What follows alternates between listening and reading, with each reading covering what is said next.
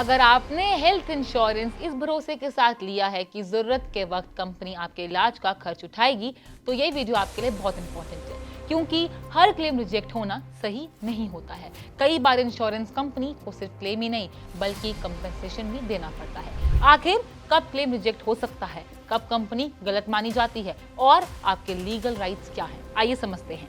हाल ही में Maharashtra state consumer commission ने एक प्राइवेट इंश्योरेंस कंपनी को करीब 20 लाख कंपनसेशन देने का आदेश दिया है। मामला एक डॉक्टर के बेटे के ब्लड कैंसर ट्रीटमेंट से भी जुड़ा था।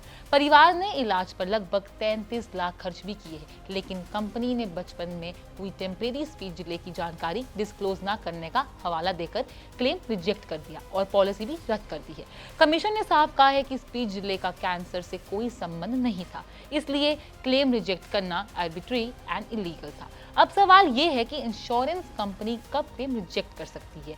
अगर पॉलिसी लेते वक्त आपने कोई सीरियस प्री एग्जिस्टिंग डिजीज छिपाई हो, पॉलिसी के एक्सक्लूजन में आने वाली इलनेस का क्लेम किया हो, वेटिंग पीरियड पूरा ना हुआ हो, फेक डॉक्यूमेंट्स दिए हो, फ्रॉड भी किया हो या फिर प्रीमियम समय पर जमा ना किया हो, तो कंपनी क्लेम रिजेक्ट कर सकती है। लेकिन सिर्फ टेक्निकल रीजन या फिर छोटी सी कमी के आधार पर क्लेम खारिज नहीं किया जा सकता है। अगर छिपाई गई जानकारी का इलनेस से कोई भी संबंध ही ना हो, कंपनी अपना आरोप प्रूव ना कर पाए या पॉलिसी जारी करने से पहले मेडिकल चेकअप खुद कंपनी ने किया हो, तो क्लेम रिजेक्ट करना गलत माना जा सकता है। ऐसे मामलों में कंज्यूमर कमीशन क्लेम के साथ कंपनसेशन भी दिलवा सकता है।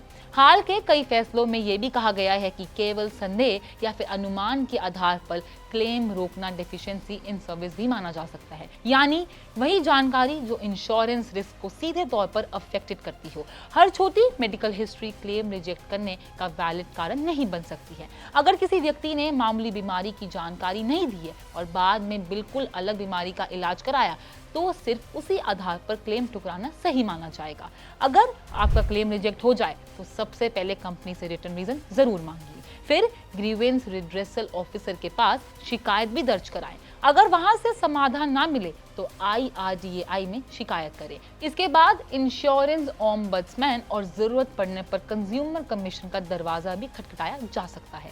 इसलिए हेल्थ इंश्योरेंस खरीदते समय अपनी मेडिकल हिस्ट्री कभी मत छिपाइए। पॉलिसी के एक्सक्लूजन्स और वेटिंग पीरियड को ध्यान से पढ़िए, समय पर प्रीमियम भरिए और ट्रीटमेंट से जुड़े सभी डॉक्यूमेंट्स, मेडिकल रिपोर्ट्स, बिल्स और डिस्चार्ज समरी सुरक्षित रखिए।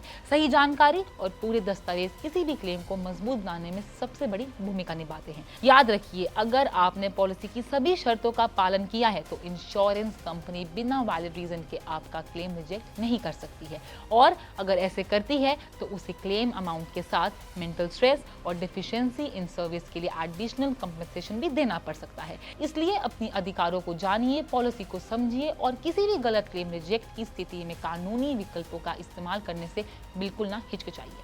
अगर आपको ये वीडियो पसंद आया हो तो हमारे चैनल को सब्सक्राइब करना ना भूलें।